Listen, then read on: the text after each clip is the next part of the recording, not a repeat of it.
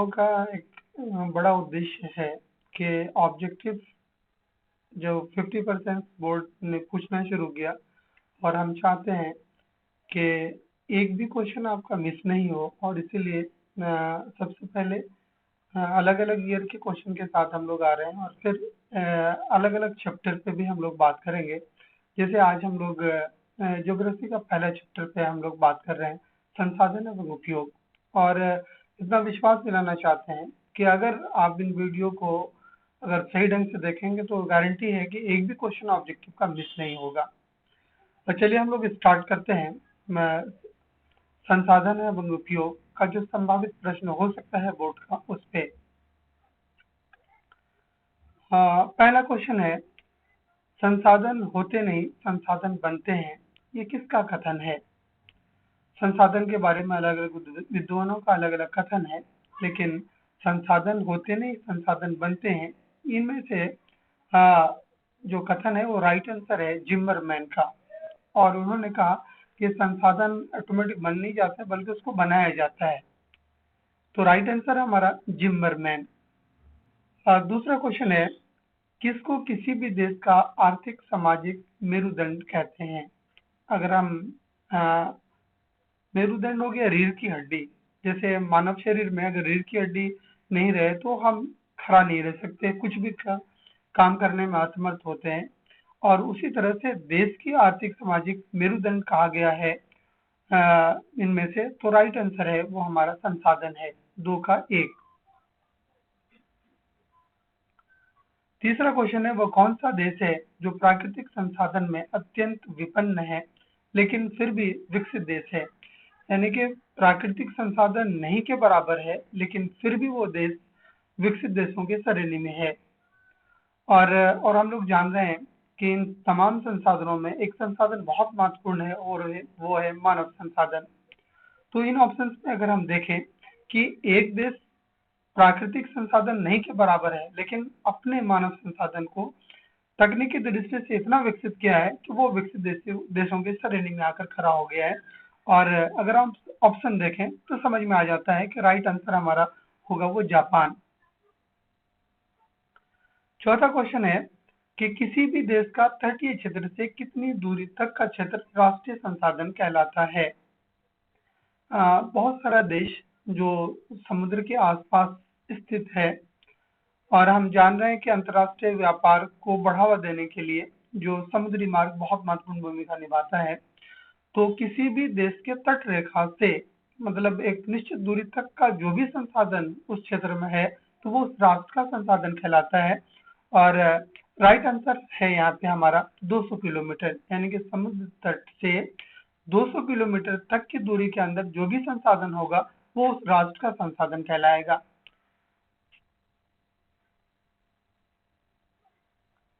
पांचवा क्वेश्चन है, कहाँ सौर ऊर्जा का आधुनिक उपक्रम बड़े स्तर पर लगाया गया है? और हम जान रहे हैं कि आज किसी भी क्षेत्र के विकास के लिए ऊर्जा संसाधन बहुत महत्वपूर्ण है। और बहुत सारा ऊर्जा का साधन ऐसा है कि हम उसको यूज करते हैं और वो खत्म हो जाता है, लेकिन इसमें से सौर ऊर्जा एक ऐसा ऊर्जा स्रोत है कि इसको लगातार उपयोग करते रहें, कभी समाप्त नहीं होगा। तो इन ऑप्शन में अगर हम देखें तो बहुत व्यापक पैमाने पे यहाँ पे आधुनिक उपक्रम लगाया गया है और वो है भुज। 5 का यानी कि तीसरा ऑप्शन जो है वो सही है। छठा क्वेश्चन पे हम लोग आते हैं, कह रहे कि वह प्रदेश जो संसाधन का प्रचुर भंडार है और कुछ संसाधनों में काफी गरीब है। जिस तरह से देश है कि संसाधन में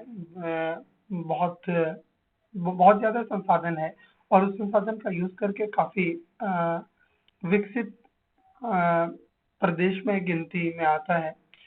तो लेकिन यहाँ पर है कि संसाधन में प्रचुर है लेकिन फिर भी वो विकास या उन संसाधन का सही ढंग से उपयोग नहीं कर पाया है। तो इसमें से अगर ऑप्शन पे आए तो राइट आंसर हमारा होगा मध्य प्रदेश। केरल, गुजरात, महाराष्ट्र ये अग्रणी मतलब राज्य की श्रेणी में आता है। और बिहार, मध्य प्रदेश, ये झारखंड, ये सब भी आ सकता है कि संसाधन तो बहुत ज्यादा है लेकिन उन संसाधन को सही ढंग से यूज नहीं किया। बिहार का नहीं ले, इसमें हमारा झारखंड आ जाएगा, मध्य प्रदेश आ जाएगा, जहाँ पे खनिज संसाधन बहुत मात्रा में है, बहुत अधिक, लेकिन उस संसाधन का सही ढंग से उपयोग नहीं हो पाया है। इसकी वजह से जितना विकसित करना चाहिए राज्य को उतना नहीं किया है। तो इस क्वेश्चन में राइट आंसर हमारा मध्य प्रदेश होगा। 7वां क्वेश्चन है, वह प्रदेश जहाँ जल संसाधन प्रचुर मात्रा में उपलब्ध है परंतु इसका विकास नहीं हुआ है। अलग अलग राज्य अलग अलग क्षेत्र में संसाधन में काफी आगे हैं। अगर हम पंजाब की बात करें तो वहाँ कृषि संसाधन बहुत आगे हैं, लेकिन यहाँ पे ऑप्शन है हमारा जल संसाधन। तो इसका राइट आंसर हमारा होगा, ये है अरुणाचल प्रदेश। जल संसाधन तो बहुत है लेकिन उसको समुचित विकास नहीं किया गया है। हमारे पास एक कथन है 8वें क्वेश्चन का कि हमारे पास पेट भरने के लिए बहुत कुछ है लेकिन पेटी भरने के लिए नहीं। ये किनका स्टेटमेंट है? और ये हमारे भारत के महात्मा गांधी, इनका कथन है कि संसाधन एक ऐसा चीज है कि इससे पेट भरना चाहिए, पेटी नहीं भरना चाहिए। यानी कि हम इसका उपयोग ऐसे करें कि हम तो उसका उपयोग कर पाए लेकिन आने वाली पीढ़ी को भी वो संसाधन उपलब्ध हो सके। और इसलिए कहा गया कि संसाधन पेट भरने के लिए है, ना कि पेटी भरने के लिए। तो राइट आंसर महात्मा गांधी। नर्मदा बचाओ अभियान में कौन बहुत सक्रिय रहा है? और हम लोग जानते हैं कि बहुउद्देशीय नदी घाटी परियोजना, यानी कि नर्मदा नदी पर बांध बनाया गया और उस बांध के कारण आसपास का बहुत बड़ा क्षेत्र को खाली करना पड़ा, जिसके कारण बहुत सारे लोग विस्थापित हुए और उन लोगों को सही मुआवजा नहीं मिलने के कारण एक आंदोलन चला, नर्मदा बचाओ आंदोलन। और इसमें से मांग ये था कि वैसे लोग जो उस स्थान को खाली किए उनकी जमीन का सही मुआवजा या फिर आसपास जो जंगल था उसके बचाव के लिए आंदोलन चलाया गया था। और इसमें से सबसे अग्रणी भूमिका निभाया तो वो मेधा पाटेकर। चिपको आंदोलन से कौन जुड़ा रहा है? ये हम लोग जाने कि क्वेश्चन इसमें बहुत इंपॉर्टेंट है। ये अक्सर पूछा जाता है कि चिपको आंदोलन का संबंध किस राज्य से है? चिपको आंदोलन का संबंध उत्तराखंड, जो पहले उत्तर प्रदेश का भाग हुआ करता था। एक्चुअली कि वहाँ के जो आसपास के क्षेत्र के लोग थे उनको वन से बहुत प्रेम था और होता क्या था कि सरकार के द्वारा मतलब एक ठेका दिया गया और वो वृक्ष को काटने लगे और वहाँ पे लोग, जो स्थानीय लोग थे, वो जाके वृक्ष से चिपक जाते थे और ये कहते थे कि पहले कुल्हाड़ी हम भी चलाओ तब हम वृक्ष काटने देंगे। ये अभियान था चिपको आंदोलन में। और इसमें सबसे महत्वपूर्ण भूमिका जिसका बहुत बड़ा रोल रहा वो था सुंदरलाल बहुगुणा का। तो राइट ऑप्शन हमारा तीसरा, सुंदरलाल बहुगुणा। प्रथम पृथ्वी सम्मेलन का आयोजन कब हुआ? और इतना हम लोग जाने कि पृथ्वी सम्मेलन यानी कि संसाधन को ही लेकर ये अलग अलग पृथ्वी सम्मेलन का आयोजन किया गया। और प्रथम पृथ्वी सम्मेलन का आयोजन ये 1992 में हुआ। राइट ऑप्शन हमारा यानी कि दूसरा वाला 1992। और अगला क्वेश्चन है कि दूसरा पृथ्वी सम्मेलन यानी द्वितीय पृथ्वी सम्मेलन का आयोजन कब हुआ? पहला 1992 और दूसरा यानी 5 साल के बाद ये था 1997। और याद रखना है यहाँ पे जून 1997। और हम लोग पिछले क्वेश्चन में बात किए थे कि पर्यावरण दिवस वो 5 जून का था, तो यहाँ पर भी कंफ्यूजन नहीं हो, जून याद रखना है कि संसाधन के लिए या पर्यावरण के लिए बड़ा महत्वपूर्ण है, इसलिए यहाँ राइट ऑप्शन हमारा जून 1997। 13वां क्वेश्चन है, तृतीय पृथ्वी सम्मेलन का आयोजन कब हुआ? पहला 92, दूसरा 97 और तीसरा 2002 में।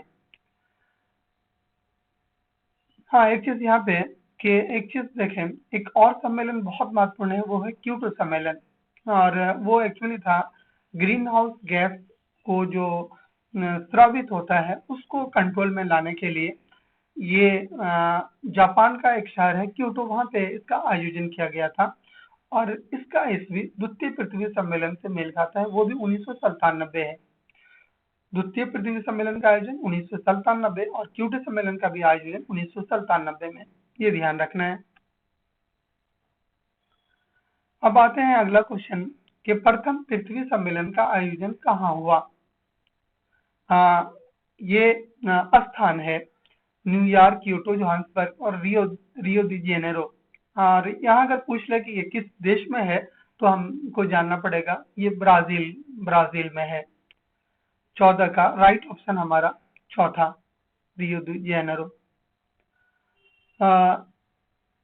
15वां है द्वितीय पृथ्वी सम्मेलन का आयोजन कहाँ हुआ।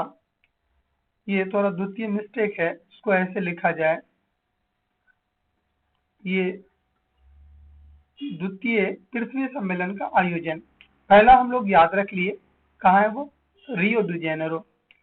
अगर आज देखा जाए वो एक रिया चक्रवर्ती बहुत मशहूर है, उसको अगर याद रखें प्रथम का तो वो याद रहेगा कि रियो दी जेनेरो। और दूसरा जो है एक नया मामला है, इसलिए यहाँ पे द्वितीय याद रखे न्यूयॉर्क।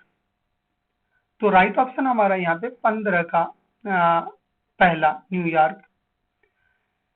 तृतीय पृथ्वी सम्मेलन का आयोजन कहाँ हुआ। पहला याद रखे थे रिया, new and Rio de Janeiro, New York, और तीसरा हमारा है वो है जोहान्सबर्ग।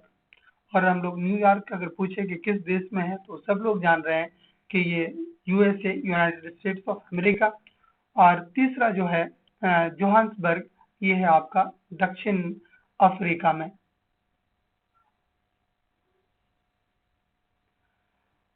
17 नंबर है विश्व पर्यावरण सम्मेलन या ग्रीन हाउस सम्मेलन के नाम से जाना जाता है। और जैसा कि हम लोग बात किए थे, ये क्योटो सम्मेलन। और ग्रीन हाउस गैस एंड बहुत सारी गैसें हैं जो उत्सर्जित होती हैं, तो उसके अंदर ये गुण होता है कि वो ऊष्मा को या ऊर्जा को अपने अंदर समाहित कर लेता है। अगर बहुत अधिक मात्रा में स्रावित हो तो पर्यावरण का तापमान बहुत ज्यादा बढ़ जाता है, और इसीलिए ये क्योटो सम्मेलन का आयोजन किया गया था 1997 में। ये जापान का एक शहर है क्योटो, और इसी के नाम के कारण उसका नाम क्योटो सम्मेलन पड़ा। और जो देश ग्रीन हाउस गैस का स्रावित करते थे, और उन लोगों को क्या किया कि इन गैसों को आप कंट्रोल करें, ये था क्योटो सम्मेलन। 18वां क्वेश्चन है पर्यावरण दिवस किस दिन मनाया जाता है। बहुत महत्वपूर्ण, बहुत बार पूछा भी गया है, और राइट आंसर है हमारा 5 जून। और 19वां सवाल है आवर कॉमन फ्यूचर। ये एक दस्तावेज है, यानी कि बैठक के उपरांत, मतलब जो सारे लोग वहां पर बैठे और जो निकल कर आया डॉक्यूमेंट्स, ये आवर कॉमन फ्यूचर के नाम से है। और राइट ऑप्शन हमारा यहाँ पे दस्तावेज होगा। और लास्ट क्वेश्चन है किस पृथ्वी सम्मेलन का कोई परिणाम नहीं निकला। और हम लोग जानते हैं कि प्रथम पृथ्वी सम्मेलन, द्वितीय और तृतीय, और जिसका कोई रिजल्ट नहीं निकला वो है तृतीय पृथ्वी सम्मेलन। तो राइट आंसर हमारा यहाँ पे तीसरा, यानी कि तीसरा ऑप्शन।